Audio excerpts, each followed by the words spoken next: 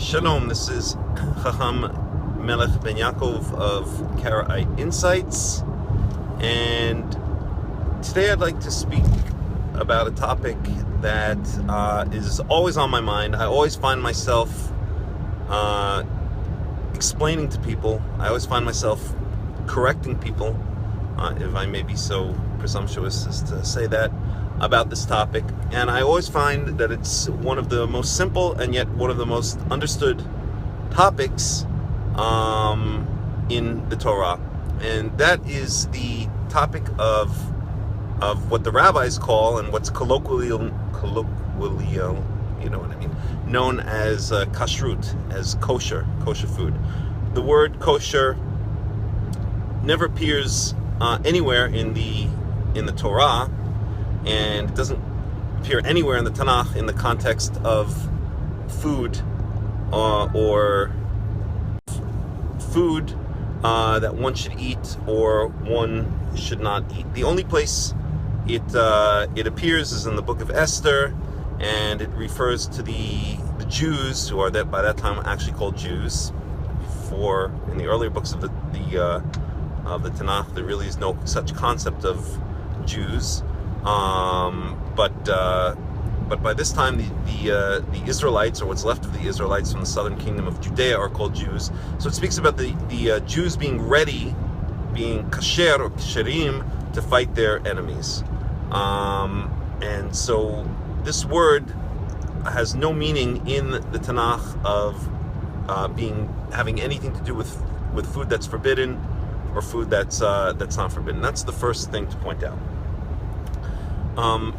The second thing to point out is that the idea of I'll call it, for the sake of this video, kashrut, the idea of forbidden foods versus permitted foods is no mystery. It's quite simple. It's quite straightforward, and it seems to be completely misunderstood by the rabbis, who tend to think it's some kind of mystery that cannot be solved, and by the common person, who either thinks it has to do with again, some kind of unexplainable mystery, or it has to do with ancient health practices or something along those lines. And it has nothing to do with any of that stuff. Okay, so what does it have to do with? Okay, first of all, let's explain what we mean when we say kosher food versus unkosher food. Okay, the laws of kashrut, according to the Torah, really fall into a number of different categories. The first is the forbidden types of animals. So for forbidden mammals, or for permitted mammals, the mammal must chew its cud, it must ruminate, and it must have split hooves. Okay, we all know that. For the birds, there are specific types of birds that are mentioned which are not permitted to be eaten, and for the fish, it must have fins and scales, meaning it must look like a standard fish that someone in kindergarten would draw, kind of thing. But there are other laws besides that. Okay, there's the idea of forbidden fats. There are certain fats which are not meant to be eaten, and certainly not meant to be sacrificed on the altar, except in the case of a burnt offering where the entire animal is sacrificed. But these forbidden fats are not meant to be eaten. There is the law that the rabbis misinterpret as separation of meat and milk, but really it says don't cook a kid in its mother's milk, and we'll talk about that a little bit as well. And there are other dietary laws as well, such as not eating the gita nasheh, which is often translated as a sciatic nerve, and it's not 100% clear if that's what it means either. But those are some of the laws. There's also not to eat nevela and treifa'ah, not to eat an animal that died on its own, and not to eat an animal that was ripped apart as prey. In other words, you don't eat roadkill. So those are some of the laws. But what I really want to focus on today is the laws of that would fall under what types of animals can be or not eaten, or what parts of the animal cannot be eaten or can be eaten, but mostly what types of animals. Okay, so we said that the mammals, the fowl, and the fish each have their criteria for what is permissible and what is not permissible, and what does it have to do with? The bottom line, it has to do with Yehovah forbidding the nation of Israel from eating things that he finds in his eyes to be disgusting, to be not worthy or not honorable for the nation of Israel, for the members of the nation of Israel to be eating. And by extension, it would be a good idea if the rest of the nations would follow suit and also not eat these animals. In fact, the Muslims have, to one degree or another, followed suit, and Muslims will not eat forbidden animals, certain forbidden animals. They will not eat pig, for instance. Some of them will not eat seafood. I think it's the Sunni that do eat seafood and the Shia that don't eat seafood, or the other way around.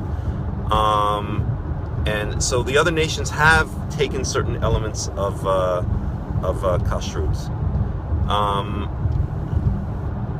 So what does all of this have to do?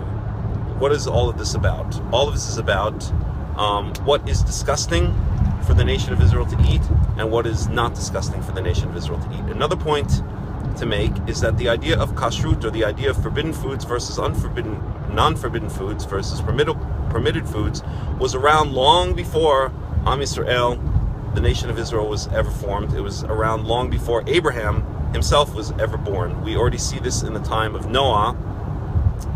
From the very beginning of, from the very dawn of when humanity started eating meat, we see that Noah brought one pair of each animal onto the ark, but he was told to bring 7 pairs of all of the tahor, or all of the clean animals, onto the ark. So what does tahor mean? Tahor is the same word that's used for quote-unquote kosher, and tameh is the same word that's used for, is the word that's used for unkosher.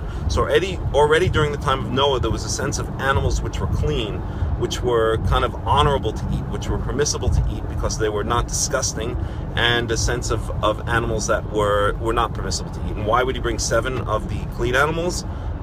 Perhaps he needed the food while he was on the ark. Perhaps the idea was that after the flood was over, that there should be more of these animals because they were going to be used for food, and that would be the reason. Those would be the reasons. So let's go back even a bit further, okay, and go back to the origins of man in the Garden of Eden. In the Garden of Eden, man did not eat meat at all. Man was given the fruit-bearing plants, or the fruit-bearing trees, and the seed-bearing plants to eat, and that was his diet. Man was a vegan, basically, and I just have to focus here because I need to get off this exit. And the ultimate vision for Yehovah's world is that man should be vegan. There are prophecies, many prophecies, that man will return to veganism in the end of days, and the return of man to the state of the Garden of Eden is a return to not using animals as food, not using animals for their skin or for their other parts. In other words, that man should really only rely on plants to nourish himself and to fulfill or to meet his other needs. So we have to see kashrut first of all in that context, okay? That even the very eating of meat at all was considered an aberration from God's ultimate, or God's original plan for man, but man was not able to hold to that high spiritual level, to that high standard, and so eventually Yehovah gave in and permitted man to eat meat, but he just said, do not eat the blood. And that was really the only instruction regarding meat that was given to Noah and his descendants. Don't eat the blood, okay? So because the life is in the blood, the life force is in the blood. So everything has to be understood in that context, okay? In the beginning, man was not supposed to eat meat at all. Later on, after man was not able to hold to those high standards, he proved himself to be violent and materialistic, and have a tendency towards killing and murder, and just couldn't hold the high spiritual level of not killing and not consuming other beings for his needs, then man was permitted to eat meat. And at that time, man was just told not to eat the blood of the meat. But also at that time, we see that there was an understanding of animals that were considered clean and animals that were considered disgusting. Okay, and so when the nation of Israel inherits the laws of the dietary laws, then the nation of Israel, which is supposed to be held back a little bit from all of the vices of the world, right? It's supposed to be held back at least a little bit closer towards the Garden of Eden. It's supposed to represent at least a little bit more than the rest of the world, Yehovah's view for what the world should be, what the world should be ultimately, and the nation of Israel is supposed to be the guiding light for the entire world back to the Garden of Eden, which is the ultimate existence that Yehovah had for man on this planet. And that's the context that the dietary laws, the laws of quote-unquote kashrut, of kosher, have to be understood within. And so when we see that the nation of Israel is given certain restrictions on dietary laws, we must understand them in the context of laws that will hold the nation of Israel to a higher standard, to a standard that is closer to the original vision that Yehovah had for all of humanity within the Garden of Eden. Okay, and that's the best way to understand the laws of kashrut. Okay, so let's focus specifically on animals that are permitted and animals that are not permitted. And as we said, that concept already existed in the time of Noah. Noah had a sense of, Noah and the people around him obviously had a sense of animals that were considered clean or tahor, and unclean or tameh. And this was passed on to the nation of Israel, and it seems that it would be the same animals.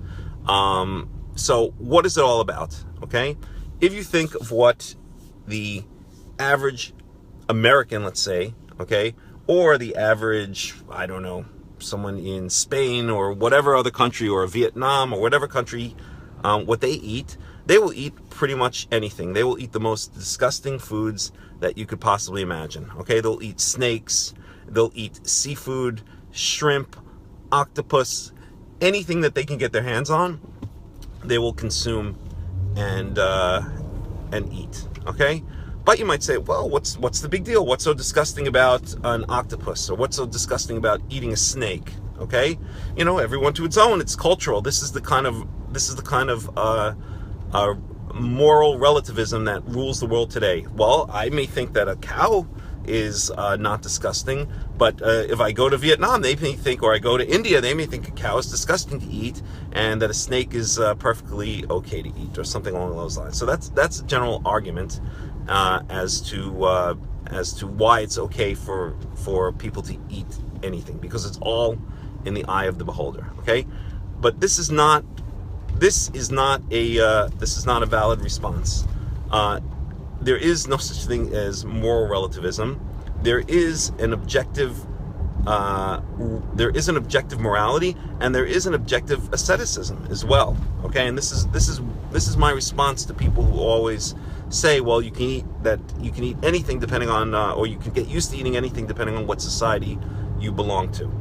I don't think that's the case. I think that there is, I know that there is some kind of objective asceticism laid down by Yehovah as to what is acceptable and what is not acceptable in terms of everything. And the example I always like to give is a bouquet of fresh flowers. Okay, anywhere in the world, if you brought someone else fresh flowers for a gift, then they would see that as beautiful, they would see that as pretty, they would see that as a nice gift. If you brought somebody a bouquet of wilting, disgusting, smelly flowers, then they would not see that as beautiful. Okay, let's take it even further. Who knows? Maybe there's some culture out there that would see wilting, rotting flowers as beautiful. Well, let's say you brought them a pile of horse crap. I'm just taking it to an absurd extreme, right? There's a certain point where something is so objectively disgusting that no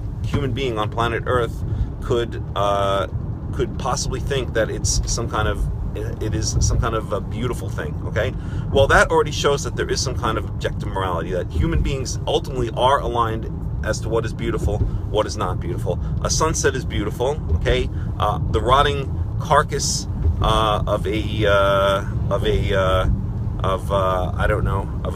dog is not beautiful. Okay, it may be useful, but it's not a beautiful thing. Okay, so therefore, when Yahuwah laid down the laws of what is clean and what is not clean, he's doing it according to some kind of objective morality, some kind of objective asceticism as to what is clean and what is not clean, what is acceptable to eat and what is disgusting to eat. Okay, and that's all that the laws of quote unquote kashrut, or forbidden and unforbidden foods, or clean and unclean foods, that's all it has to do with. Okay, and even the words give it away. Okay, in the Torah, the forbidden foods or the permitted foods are called tahor, and the forbidden foods are called tameh. Tahor always has the implication of being clean, of being pure. Tameh has the implication of being disgusting, of being dirty, of being impure. Okay, and that's all that kashrut, the basic idea of what's permitted to be eaten and what's forbidden to be eaten, that's the only thing that kashrut at the end of the day has to do with in that aspect. Okay,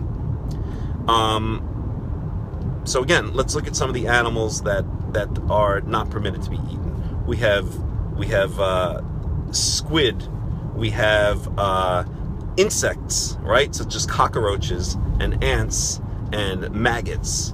Okay, we have all kinds of seafood, shrimp, which are disgusting. Okay, and we have animals like rats and mice, okay, and squirrels, and all kinds of things along those lines, which objectively speaking would be disgusting for a human being to eat. Okay, the idea of kashrut is that Am Yisrael should have a sense of what is acceptable for a human being who is attempting to emulate Yehovah, who is attempting to be closer to Yehovah, can eat, as opposed to an animal. Okay, an animal like a dog makes no distinction. An animal will eat anything. Okay, I back in Israel had dogs, and they would eat practically anything. You put down rotting flesh before them, they'll eat it. They'll lick blood. They'll eat vomit. They'll eat the feces of other dogs. They will eat anything. As human beings, we're supposed to make distinction between what is acceptable as a human being to eat and what is not acceptable, what is disgusting. And that's all that kashrut has to do with. It has to do with making laws for the nation of Israel that will prevent them from eating disgusting things which are not honorable, things which are not becoming of them. And hopefully the other nations will follow suit and do a similar thing. And hopefully eventually all of the nations will do that and more. All of the nations eventually will move away from eating the flesh of animals altogether and move back towards veganism and vegetarianism. On that note, I, by the way, am pretty much a vegetarian. Once in a while I'll eat some fish, but for the most part I'm vegetarian, and I try to tend towards veganism, meaning I'll try to stay away even from any animal products at all. I'll try to reduce the amount of cheese, dairy, and eggs that I eat. So my diet is basically, I like to call it mostly vegan, mostly organic, and mostly raw. I try to focus on those three things in my diet, to have my diet be vegetable based or plant based, to have it be organic, so it's healthy, it comes more naturally from the earth, and to have it be raw, not cooked as much as possible, lots of salads and nuts and fruits and stuff like that, to get the vital life force of the foods. Okay, so the ultimate view, I think, of humanity is that it moves back towards veganism, towards the way of the Garden of Eden. But in the meantime, if one must eat meat, then one should eat meat that is not disgusting, that is not unbecoming of a human being to eat. And especially this is laid into law by the Torah for the nation of Israel, and that's exactly what the kosher laws regulating which animals can be eaten and which animals cannot be eaten have to do with. It is nothing more complicated than that. It's just all about not eating disgusting things, that the nation of Israel should not eat and is forbidden from eating disgusting things, so that they themselves don't become disgusting. When in Leviticus 11 it speaks about when you eat these tameh, these disgusting foods, then you yourself become tameh, you become dirty, you become impure. okay? And that's the idea. You are what you eat. So let's just sum up here. The laws of kashrut are very simple, very straightforward. They have to do with staying away from things that are not becoming of human beings to eat. And Am Yisrael is required to do that because Am Yisrael is to be a guiding light for the rest of the nations. The foods which are forbidden are objectively speaking disgusting in the eyes of Yehovah. Why? It's for us to figure out. Some are obvious. It's disgusting to eat cockroaches. It's disgusting in my eyes to eat a squid or an octopus or a lobster, which is basically a giant sea cockroach, okay? Why is a pig disgusting? I don't know. Sit down and we can figure it out, okay? A pig is a dirty animal, lives in the mud. It can be a violent animal. All of these things may be the reason, but whatever the reason is, that's the underlying principle behind it, that all of these foods which are forbidden to eat are, in the eyes of Yehovah, not becoming of human beings to eat, to retain their humanity, or to retain their Yehovah-like side, their godly side, okay? And the third most basic thing to point out is there's no mystery to kashrut. There's nothing mysterious about it. There's no grand Kabbalistic mystery that needs to be solved regarding it. It's very simple, okay? As the Torah says, it is in your heart, and it is in your mouth. No one needs to go across the sea to bring back the laws of the Torah. No one needs to go out to the heavens and bring them back. The laws of the Torah are very straightforward and very simple, and any time that you're getting explanations of the laws in the Torah which are not straightforward and simple, as the rabbis often give, then you know that is an incorrect explanation, or you know that the people who are saying such a thing are completely off track and, quite frankly, don't understand the Torah. So this is a topic that I'll talk more about, but I did want to sum it up as I was driving here, and it's something that's on my mind a lot. It's something that I find myself constantly getting into conversations about with other people, and trying to explain how simple and how straightforward the ideas of quote-unquote kashrut, the ideas of tahor and tamei animals are. And I hope you have enjoyed this video. The idea of these videos are they're supposed to be kind of informal thoughts, so I don't have all the sources in front of me. I can't quote this, I can't quote that, chapter and verse, but I want to try to get the general idea across in these videos, and I hope I've been able to do that. If you have any questions, then feel free to post them below the video. If you like the video, then please share it, and I hope you've enjoyed these videos. And you can visit us at KaraiteInsights.com, www.KaraiteInsights.com. You can view more videos on Facebook or on our YouTube channel at Karaite Insights, and you can follow us on Twitter at Karaite Insights. This has been Chacham Melech Ben Yaakov of Karaite Insights, and hope you have a wonderful day. Bye.